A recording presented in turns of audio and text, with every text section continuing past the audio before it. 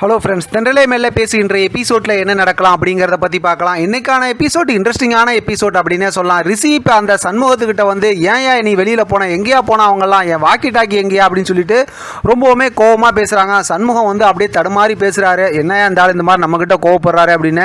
சரி, சீக்கிரமாக எல்லாத்தையும் கண்டுபிடி, என் வாக்கி டாக்கி இப்போ எனக்கு கிடைக்கலன்னா என் வேலையை போயிருங்க அப்படிங்கிற மாதிரி சொல்லிட்டு பரபரப்பாக பேசிட்டு அங்கேருந்து கிளம்புறாங்க. வெளியில் பார்த்தா பரமன் கரெக்டாக வெயிட் பண்ணிக்கிட்டு இருக்காங்க. இப்போ பார்த்தோம் அப்படின்னாக்கா ரிஷிக்கிட்ட பேசிட்டு அம்மாயா கிண்டல் பேசுகிறாங்க. சரியான காமெடி வழக்கம் போல். பார்த்தோம்னா காமெடி பேசி முடிச்சதுக்கப்புறம், என்ன சார் எதுக்கு எடுத்தாலும் ஏன் மேலேயே நீங்கள் கோவப்படுறீங்க, ஒருவேளை உங்கள் வாக்கி டாக்கியை காக்கா எதுவும் தூக்கிட்டு போயிருக்குமோ, நீங்கள் கண்டுபிடிங்க சார் அப்படிங்கிற மாதிரி சொல்லிட்டு இப்போ பேசிட்டு போகிறாங்க. ரிஷி வந்து ரொம்ப கோவமாக பேசிட்டு அங்கேருந்து கிளம்புறாங்க. அடுத்து பார்த்தோம் அப்படின்னா பரமன் வந்து இளமதியோட கடைக்கிட்ட வந்து அந்த இளமதிக்கிட்ட வந்து அந்த சங்கத்தில் உள்ள தலைவர் இருக்கார்ல, அவர் வந்து நீ இந்த மாதிரிலாம் சேல் போட்டிருக்கக்கூடாது, இந்த மாதிரிலாம் பிரச்சனை நடந்துச்சு, உன் கடையை மூடணும் அப்படி இப்படிங்கிற மாதிரிலாம் பேசிகிட்டு இருக்காங்க. இப்போ பரமன் வராரு, உங்கள்கிட்ட கொஞ்சம் பேசணும்னு சொல்லி இளமதியும் அந்த சங்கத்து தலைவர் இருக்காங்களா அவங்களையும் கூட்டிகிட்டு போகிறாங்க. அந்த 3 பேரை வந்து அந்த பொய் சொன்னாங்கல்ல, ரிஷி ஏற்பாடு பண்ண ஆள், ரிஷியும் அந்த சண்முகம் ஏற்பாடு பண்ண ஆள் இருக்காங்களா, அவங்களெல்லாம் கூப்பிட்டு வந்து வச்சு இப்போ என்ன எதுங்கிற உண்மையெல்லாம் சொல்ல வைக்கிறாங்க. மன்னிப்பு கேட்டு பணத்தையும் கொடுக்க வைக்கிறாங்க. அந்த சங்கத்து தலைவரும் மன்னிப்பு கேட்குறாரு. இப்போ இளமதி கிட்ட அந்த பணத்தை வாங்கி பரமன் கொடுக்குறாங்க. இளமதி ரொம்பவுமே வாங்கிக்கிறாங்க. ஆனால் ரொம்பவுமே மனசுக்குள்ளார சந்தோஷப்படுறாங்க. இப்படியெல்லாம் பரமனை நம்ம பேசிட்டோமே அப்படிங்கிற மாதிரிலாம் மனசுக்குள்ளார ஃபீல் பண்ணுறாங்க. இப்போ பரமன் பணத்தை கொடுத்துட்டு அங்கேருந்து கிளம்பிடுறாங்க.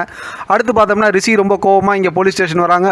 போலீஸ் ஸ்டேஷன் வந்ததுக்கப்புறம் அந்த வெள்ளச்சாமி ஃபோன் பண்ணாங்களா, அந்த மாதிரி வாக்கி டாக்கி எங்கே, அது மாதிரி பெரிய போலீஸ் வந்து ஃபோன் பண்ணாங்கிற விஷயத்தெல்லாம் சொல்லாங்கல்ல, அவங்க எங்கன்னு சொல்லி வந்து கேட்குறாங்க. அவங்கள காணானதுமே சீக்கிரம் வாயா அப்படிங்கும்போது வராரு. இப்போ அந்த வெள்ளச்சாமி பார்த்தோம் அப்படின்னா அந்த போலீஸ் வராங்க. அவங்களோட பாக்கெட்டில் பார்த்தா ரிஷியோட வாக்கி டாக்கி இருக்குது. என்ன ஏதுன்னு கேட்டாக்கா, இந்த மாதிரி ஒரு சின்ன பையன் வச்சு வாசல்கிட்ட விளாண்டுட்டு இருந்தான், எப்போ அவனுக்கு கிடச்சின்னா காக்கா கொண்டு வந்து போட்டுச்சு அப்படின்னு சொன்னான் அப்படின்னு சொல்லிட்டு இப்படிலாம் சொல்லி அந்த வாக்கி டாக்கி எடுத்து கொடுக்குறாங்க. ஆனால் இதெல்லாம் பரமனோட வேலை அப்படிங்கிற மாதிரி ரிஷி சொல்கிறார். ஏன்னா ரிஷிக்கு தான் தெரியல, அங்கே குடோனில் வச்சு தான் சண்முகத்து அங்கெல்லாம் குடோனில் இருந்தாங்களா, அங்கே தான் பரமன் சொன்னார்ல உங்கள் வாக்கி டாக்கி ஏதாவது காக்கா தூக்கிட்டு போயிருக்கோன்னு, அதனால் இதெல்லாம் தெரிஞ்சு போச்சு. இப்போ பரமனை பற்றி பேசிட்டு போகிறாரு. இந்த வெள்ளச்சாமி இருந்து எது நடந்தாலும் இவருக்கு இப்போ பரமன் மேலே தான் கோவம் வருது, பரமனை பற்றி இன்னும் சரியாக தெரியலையாட்டிருக்கு அப்படிங்கிற மாதிரி சொல்லிட்டு இருக்காங்க. இப்போ பார்த்தா இளமதி கடையில் ரொம்ப சந்தோஷமாக இருக்காங்க. வட்டி பணத்தை கொடுக்குறது காசெல்லாம் கையில் இருக்குது அப்படிங்கிற மாதிரி. இப்போ அந்த நர்மதா இருக்காங்கல்ல, அந்த லீலாவோட இன்னொரு பொண்ணு இருக்காங்களா, அந்த நல்லவங்க, அவங்க வந்து பார்த்தோம் அப்படின்னா இதெல்லாம் பரமனோட வேலை தான் அப்படிங்கிற மாதிரி இந்த விஷயம்லாம் சொல்லி சந்தோஷமாக பேசிக்கிட்டு இருக்காங்க. பார்த்தா ரிஷி வராரு.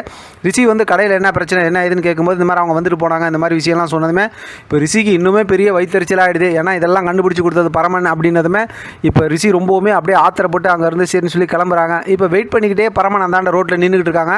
பார்த்தோம்னா பைக்குக்கு முன்னாடி டான்ஸ்லாம் போடுறாங்க. இப்போ இதெல்லாம் கண்டுபிடிச்சது நீ தானே அப்படிங்கிற, செஞ்சதெல்லாம் நீ தானே அப்படிங்கிற மாதிரி ரிஷி பேசுகிறாங்க.